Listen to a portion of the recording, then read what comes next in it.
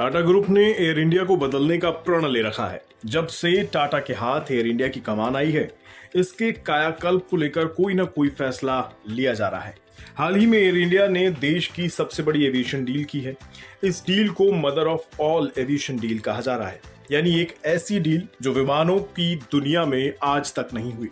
इस डील के तहत एयर इंडिया ने कुल 470 नए विमानों की खरीद का सौदा किया है, जिसमें 250 विमान एयरबस नाम की कंपनी से खरीदे जाएंगे और 220 विमान बोइंग नाम की कंपनी से खरीदे जाएंगे।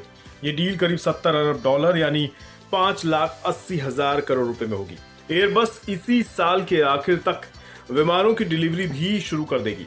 इसमें एयर इंडिया ने जिस बोइंग कंपनी से 220 विमान का सौदा किया है, वो अमेरिका की सबसे बड़ी एयरक्राफ्ट कंपनी है, जबकि एयरबस फ्रांस की कंपनी है।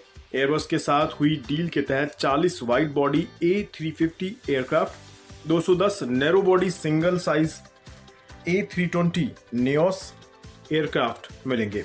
वहीं बोइंग से हुई डील $34 अरब की है। इसके तहत एयर इंडिया को 190 B737 मैक्स विमान, 20 B787 विमान और 10 B777X विमान की डिलीवरी होगी।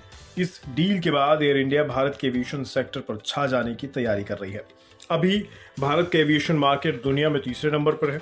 अगले 10 साल में इसके दोगुने होने की उम्मीद है। मौजूदा समय में भारत के एविएशन सेक्टर पर इंडिया का कब्जा होगा। भारत की एविएशन इंडस्ट्री में इंडिगो की 55% हिस्सेदारी है। लगभग 10.5% हिस्सेदारी स्पाइस जेट और 8.8% हिस्सेदारी एयर इंडिया के पास है। लेकिन नए विमानों की डिलीवरी के बाद एयर इंडिया की हिस्सेदारी डोमेस्टिक और इंटरनेशनल फ्लाइट्स में 30% तक बढ़ सकती है, जिससे भारत की सिविल एविएशन इंडस्ट्री भी बहुत तेजी से आगे बढ़ेगी।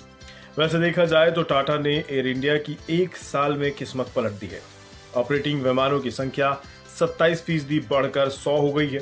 एवरेज डेली फ्लाइट्स की संख्या में 30% का इजाफा हो गया है। वीकली इंटरनेशनल फ्लाइट्स की संख्या में 63% की बढ़ोतरी हुई है। एयरलाइंस का डेली एवरेज रेवेन्यू डबल हो गया है। 1200 से ज्यादा प्रोफेशनल्स को कंपनी के साथ जोड़ा गया है। यानी एयर इंडिया अगले कुछ वर्षों में एविएशन सेक्टर पर छा जाएगी। यानी एक बार फिर एयर इंडिया का आसमान पर जलवा होगा।